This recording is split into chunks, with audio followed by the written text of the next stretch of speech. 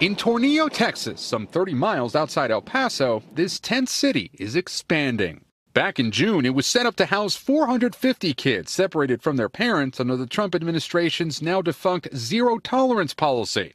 Now it holds about 1,500 and can accommodate up to 3,800 who cross into the U.S. illegally without parents. This is government handout video. The president now says he's considering a new version of the family separation policy to act as a deterrent. This year, we've had one of the largest numbers of children crossing the border alone, and as a result of that, we began to run out of our standard shelter space. The children are between 13 and 17 years old and spend an average of 25 days here and 59 days in government custody overall.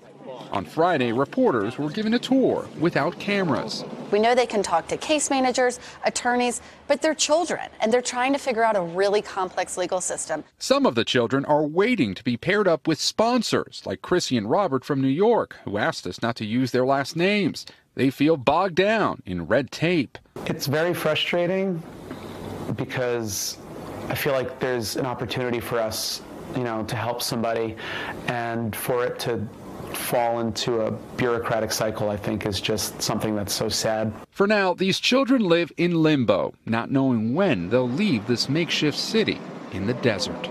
Gabe Gutierrez, NBC News. Hey, NBC News fans, thanks for checking out our YouTube channel. Subscribe by clicking on that button down here and click on any of the videos over here to watch the latest interviews, show highlights, and digital exclusives.